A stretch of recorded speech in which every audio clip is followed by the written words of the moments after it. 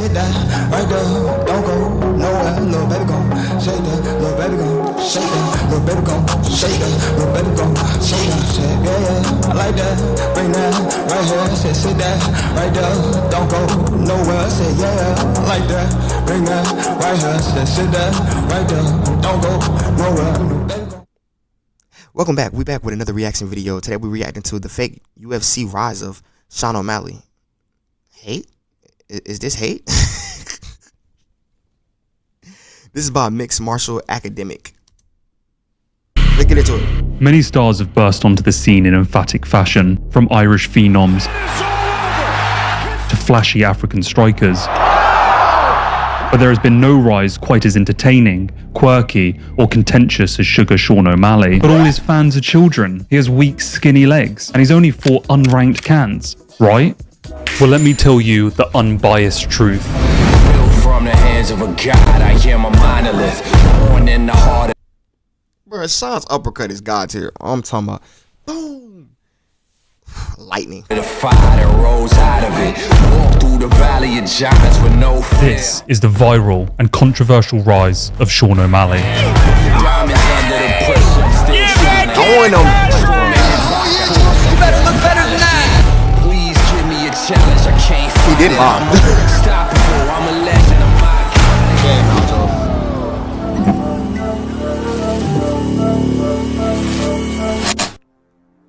The first time I saw UFC, I was like 13, 14 years old. My dad was watching it, and I thought it was the most. I was like, "What the? How are you watching that?" I remember. How is this legal? Dude, I remember watching people get kicked in the stomachs and thinking like, "How's that not break your rib?" And it was the most disgusting thing. I couldn't watch it. Sean's initial viewing of MMA wasn't taken well, so he would pursue sports like football and baseball. But he quickly realized that playing in as a part of a team wasn't suited to his personality. I feel like I wasn't getting the attention I wanted in football, basketball, and these certain sports that that's what kind of drove me away from team sports. I feel like they had favorites. I want to play one-on-one sport. I want to try boxing. I want to try kickboxing.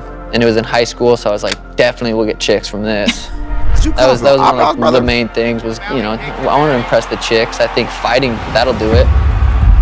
Started kickboxing, kind of just go to the gym, and I remember my coaches were like, oh wow, like you have some, you know, I had a good pop on the mitts. Let's book you a fight, kickboxing fight, 16, knock someone out, get a couple kickboxing fights, knock some more people out, and I was like, okay, this is fun. Dirty work. I remember, so I had my first MMA fight when I was 18. I was like, all right, if I win this fight, I'll keep doing it. Sugar Sean O Malley in the pink shorts, Stein Anderson. Them some big ass shorts. First punch I ever threw is this. Boom. Oh, he's different. He's different. Everyone I fought as an amateur, for the most part, was not good. But I was gaining this confidence because I was winning. I was knocking people out. So I was gaining a lot of confidence, a lot of experience from those fights. Sean, after turning pro in March of 2015, had gone undefeated in 6 fights, and his booking at LFA 11 against David Nuzzo was his biggest opportunity to date. I knew Dana and Sean were supposed to be at that card. I remember hearing that. And then I remember hearing, you know, fight week, fight day, whatever it was, that they're not going to be there. They'll see this. They'll see this performance if I go out there and do what I know I'm capable of doing. Now Nuzzo's Here's good night, Irene. That is freaking brilliant. It's bedtime. How good is this kid? 7-0.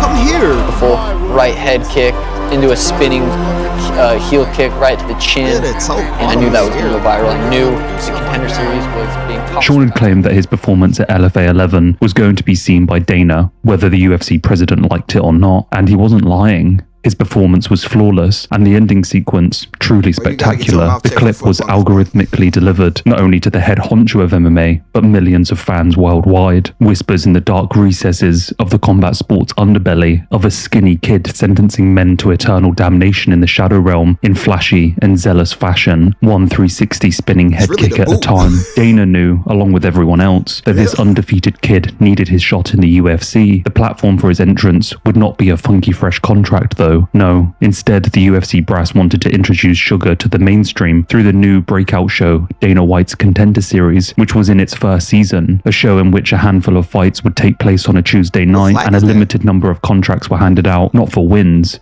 but instead based on performances. It was a great opportunity for Sean, and it was, to be clear, a trial by fire. A fist fight with a UFC contract on the line. The question was, would the 22-year-old rise to the challenge, or would he stumble at his biggest opportunity? Sean O'Malley had a dream of a UFC contract. In the body, I'm going to kick him in the head, and the fight's going to be over in 2 rounds. Then I'm going to knock this dude out in spectacular fashion, and you're going to want him signing me. All right, Alpha ready? Sean ready? First round. Dead serious. Here we go. Tonight's fight clock is brought to you by Toyo Tires. All or nothing.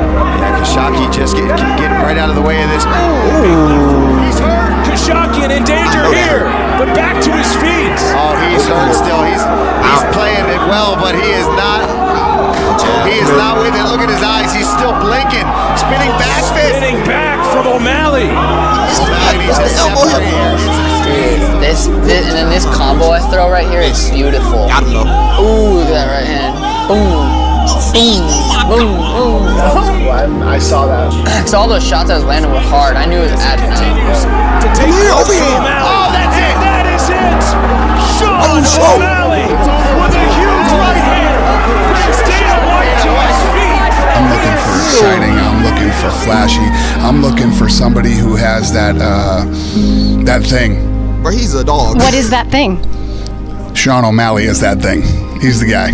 I literally picture this. I know everyone says that, but I picture this. I picture me knocking this kid out, and everything's just going perfect. I knew if I put on a performance, I'd probably get signed. I'm on a 4-fight KO streak, like knockout. Sugar Sean emphatically burst onto our screens with this incredible performance on the Contender Series. His viral KO, set to the backdrop of a cacophony of people screaming O'Malley, Snoop Dogg's THC-infused lungs cutting through the mix. What stood out to almost everyone was the confidence that seemed to emanate from this young and unassuming talent, as if he knew something we did not. And perhaps he did, because Sean stepped into the cage and executed the flashiest and entertaining performance the Contender Series has probably ever seen, even now. And he was rewarded in kind with an instant viral explosion in views.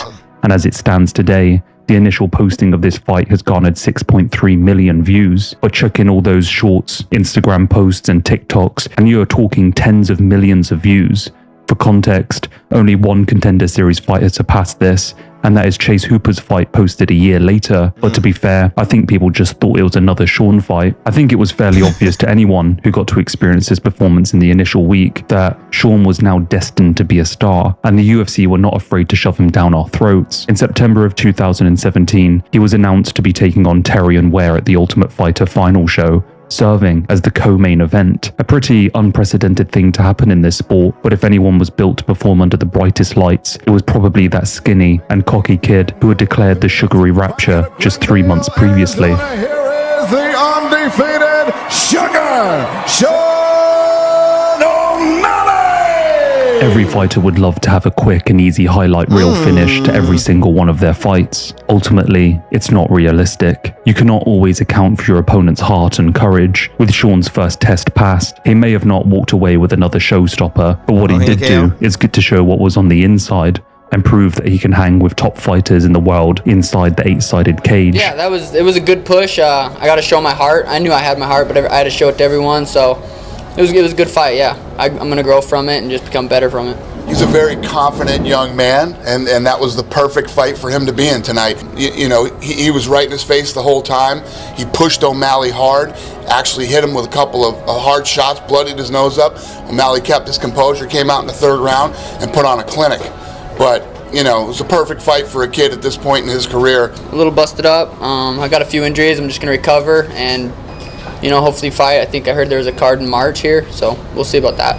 Going 3 hard rounds was perhaps the best thing that could have happened to Sean. It validated him and showed the world that he can take a punch and keep moving forward. Whilst O'Malley's self-assured, brash and cocky attitude had its fair share of haters, his feature as the co-main event minted many new thousands of fans, and they far outweighed the negative white noise in the background. The calmness and freeness that Sean came into the octagon with was indicative of the confidence that was within himself. We often see fighters come into the UFC in their debut and freeze up. Sean was immediately elusive of this pressure and able to flow in his performance. Self-efficacy in motion. It was quickly announced that Sean would be returning to the cage just 4 months later after his last. This time, he would be taking on 12-5 Andrei Sukantath.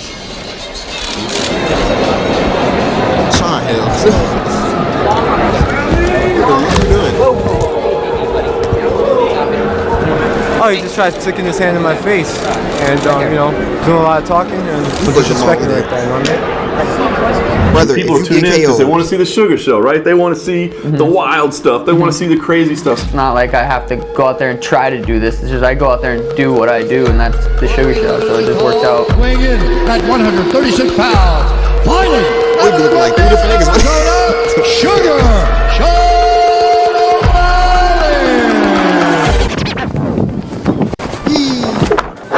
During that fight, I hit him with the Bro, where the blunt at? little 360 head kick. I'll also hit him with the little boom.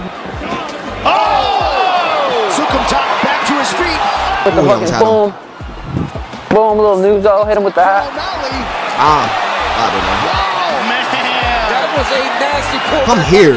It was in the third round. I was piecing him up. What happened was I threw a little teep kick. You guys know that. A little up the middle. And when I did that, because I'm so fucking fast and so explosive, when I landed the kick, boom, right when I landed, I went to throw a right hand, and my foot This when he messed up his foot? Sean was having his way with Sukyumum over the course of 2 rounds. He had handily outstruck him. But in the third round, after landing a question mark kick to the cranium of Sukyumum, Sean's skinny little foot would shatter. Brother, is his name Suck Your Mom? For real? Or is he trolling? What the fuck?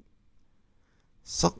I don't know how to say that. Hey, I'm not going to disrespect this man. This was something that was immediately noticeable, not only to everyone watching live on TV, but the commentators also. For whatever reason, Andre had completely missed the tell and would proceed to do everything in his power to hold Sean down to the ground. If he had allowed Sugar to return to his feet and exchange with the compromised O'Malley, then likely Andre would have had his hand raised. Ultimately, Sean would grizzle it out to the final buzzer and was awarded with the unanimous decision victory, lying on the floor in celebration and taking his record to a perfect 10-0. From a glorious post-fight octagon interview conducted on the ground in agony, lying there as a crowd of newly minted fans cheered him on, to his insane buzz on social media that his presence garnered, the future was looking extremely bright for the undefeated young, budding star. It's hard to put into words what his rise was like to experience firsthand. From his viral Contender Series matchup to his gritty and flashy performances, Sean was everything the UFC wanted, and they were certainly not afraid to feed us his highlights at any given opportunity. One sentiment remained true though: the quicker that he could get back into the octagon and capitalize, the better. He would find himself scheduled to face off against Ultimate Fighter runner-up 8-2 Jose Quinones for a fight to take place at UFC 229 in October. The UFC was pushing him, and the fans wanted more. What could possibly go wrong? Damn. How you felt? You saw the John. So I got a hearing August 20th in Nevada with the Athletic Commission. A lot of people think USADA suspended me. But they didn't. USADA declared that there was no wrongdoing. It was in fact the Nevada State Athletic Commission that wanted to impose a sanction. Sean's level of ostarine was so inconsequentially low and of no benefit that it had to have been introduced due to a tainted supplement, but NSAC was still committed to punishing Sean. So tainted subs from somewhere. It's gotta be from something, because even the scientists, they look at my levels of how much I'm testing for, and they're saying there's no way he took anything. He's not benefiting from this at all. He got a tainted supplement. Yeah, it's these new studies or these new tests that they have. They are so fucking extensive. And the drug that you test positive for is ostracine, which Jeff Nowitzki said in his own words, "Oh, that's what everyone pops for in these tainted supplements." Sean would head into his hearing with the commission to see if he would be suspended or not. Sean O Malley be suspended for 6 months, and that suspension ending on March 5th, 2019. Bro, y'all trolling. Unfortunately, Sean would be forced to temporarily halt his viral ascension due to this ban. He would take the opportunity to recover his body. I just got surgery 3 weeks ago on my hip, so I'm gonna be rehabbing that and hoping to return within the next 5 or 6 months. So after over a year away of not fighting, Sean would be matched up against the Ecuadorian Marlon Vera for an exciting fight to take place at UFC 239. But Sean would be hit with further bad news. He would test once again positive for ostarine, pushing him out of the fight and once again getting suspended for 6 months. USADA believes that the positive test was simply a residual from the previous failure. It only hammered home the unfairness of the USADA system. It is factual to say that Sean was getting zero benefit from this substance, yet he would still be barred from the sport, kept from continuing that meteoric rise. One thing was apparent from the situation though: Sean's resilience was put on full display. Despite the unjustness, he remained extremely positive and continued to put in the hard work in order to grow as a competitor. Desperate times calls for desperate measures, but we ain't getting desperate, we just getting better. You get all the shine if you endure the pressure. You cheat the hustle, then you guaranteed to get the lesson. Right, copyright. Sean was an idol during his time away, even competing in a grappling tournament at the UFC Fight Pass Quintet. Putting on full display the lesser-known aspect of his game, he would stun the grappling world by choking out former ADCC champion and Pride legend Takanori Gomi. At the turn of the new year of 2020, 2 years since his last fight, Sean would be beckoned back to the 8-sided cage, a rescheduling of his former matchup against Jose Quinones. After so long away from the fight game, fans were eager to see the Sugar Show return.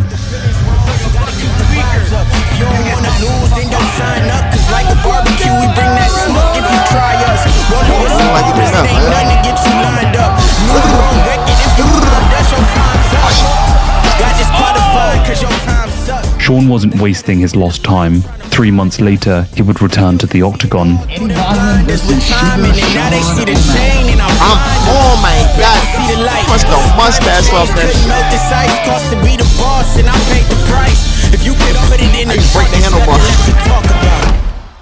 Seeing Sean deal with the setback and return to put on some of the flashiest finishes in recent memory, in particular the spectacular walk-off KO against Eddie Wineland, was truly remarkable, and it spoke of the mental fortitude of this young star. It's frustrating to think that he had been derailed for those 2 years, but it certainly made up for it.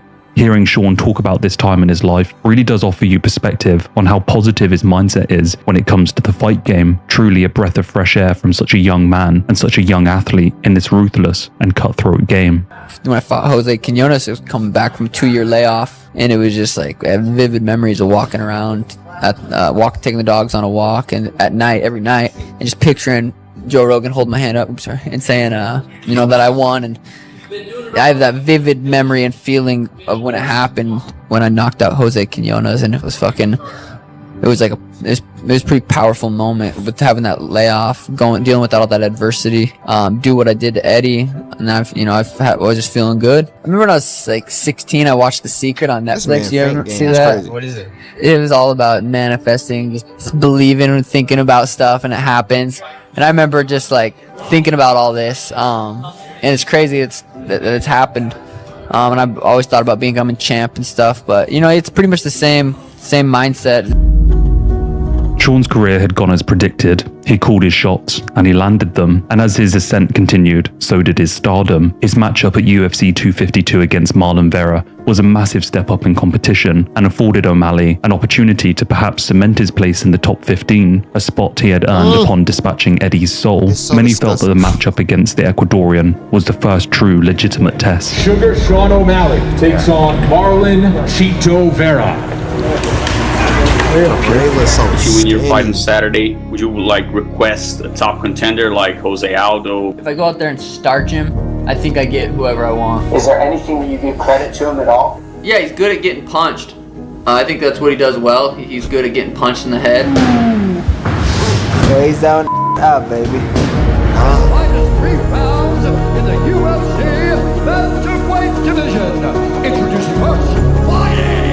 A big martial artist, holding professional record. Low stand. Starts with those push kicks. He attacks your knees, he attacks your legs, gets you chasing him, and then he attacks you with the left hand once you start running in. Marlon trying to find his range here has been caught with 2 heavy low kicks so far. Stance switch of Marlon is going to help a lot with that low kick. But halfway through the first, disaster would strike. What's wrong with O'Malley's leg? Right, I don't know what happened. I really don't know. I think he blew his knee out. He rolled something when he moved backwards early on. Sean O'Malley rolled his ankle and messed up his leg. Something's wrong. That's the bad part about throwing those kicks. Your feet can break. He had no support structure on his feet whatsoever. He had no foot. Yeah, Will he fell down. He completely destroyed his leg and fell to the ground. Oh! Huge elbow! Stops the Sugar Show in round 1. Oh my goodness. Nigga, my nerves stopped the show. He ain't stopped. I'll be heated, nigga. Y'all nigga be capping, nigga. Like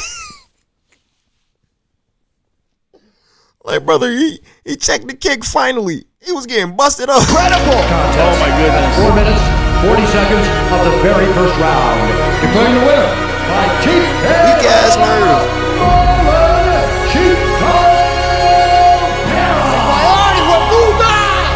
I didn't do shit. I'm 12-0. I didn't lose. And you guys be like, well, you lost. I get it. On paper, my leg I'm lost. 12-1. I lost August 15th. I'm 12-1. I get that I lost. But mentally, I didn't lose. You guys go rewatch that fight. Brother, your leg lost. I was about to start beating his ass. And you guys, yeah, but you didn't. And you're right. I didn't. Cheeto's like, yeah, I won. I calf kicked him. Huh? It's just, that's not what happened. Did he get lucky? Yes. Did he win? Yes. The nerve gave me drop foot, and then I sprained my ankle like 4 times. Brother, and people talking shit like you're a pussy. Dude, I'm the same guy that fought with a broken foot, a Liz Frank surgery, a pretty major surgery for 3 minutes. Yeah, so I was out there just rolling my ankle trying to knock this dude out. Did he win? Yes. Am I undefeated? Yes. Mentally, I'm 12-0. I didn't lose shit. I was dominating that fight. I felt superior in there. Sean's dismissal of the loss was a rather interesting take, but I think a better way to phrase it would be to say that his perspective was just different than usual. The initial wave of hate and criticism that came Sean's way was unprecedented and even seemed like he had irrevocably damaged the popularity that he had garnered. But as it became apparent to fans that Sean really wasn't going to budge on his mentality regarding the loss, they would quickly abate to the idea that perhaps Sean had a point. I distinctly remember when the fight was announced, and despite being a Sugar fanboy, felt that Vera was more than likely going to be too difficult of an obstacle for Sean, and went into the pay-per-view event fully expecting Sean to lose. And even I, with this bias, left the fight feeling like I hadn't seen enough considering the injury to determine that Marlon was the better fighter that night. Sean would do an interview with Ariel amidst the fervent discussion around his undefeated mentality, and I think that this interview would serve to ultimately win back a lot of fan favor. So what would you say to someone like me who's like, hey, wait a second, you haven't come to terms with the loss yet, that could be a problem come Saturday? Brother, my leg. Yeah, I would just assume that your mindset isn't where mine's at. We're just different people, built different. Of course, 100%. You fight, I don't. You have courage, I don't. The interview really sealed the deal on the fact that Sean isn't delusional like a lot of people were saying. He knows that he now has a 1 next to his name, yet the undefeated mentality stays the same. Self-efficacy, or rather confidence, can be absolutely wrecked in the wake of a loss, but this is entirely dependent on how the individual appraises the loss internally. Sean utilized the technicality of the fact that drop foot is rare to affirm the notion that he didn't lose to skill, but rather misfortune. This allows him to maintain an internal bias, being that he is still better than the opponent that beat him. So what does this mean in reality? Well, it means that instead of a timid or broken man entering the cage in his next fight, what we instead get is a fighter who still truly and fully believes he is unbeaten and the best in the entire world. And what more can you ask for as a fan? Because a man who thinks he is the best is going to perform as such, manifesting that mindset in the form of brutal knockouts and flashy performances, not a withdrawn mess who is scared to engage for fear of materializing what has already come before: defeat. This is what mentally undefeated Sean O'Malley is: mythical, confidence undamaged, and ego still intact. At the turn of the new year, Sean would have his next fight booked, a return to competition 7 months after his previous, and he would be taking on a once undefeated rising talent, but now the highlight reel punching bag, Thomas Almeida. It was a new chapter for Sean, and he had... Did he just say highlight reel punching bag? Okay. Well, he's about to go crush some cans. That's part one of the fake rise of... Wait, the fake UFC rise of Sean O'Malley. I'm drunk. Make sure you like, comment, subscribe, share your thoughts on the video in the comment section below. Yeah, man. Sean was undefeated at that point. She's still undefeated because, bro, my leg quit on me. I didn't quit. I didn't lose, brother. Brother, the nerve went out.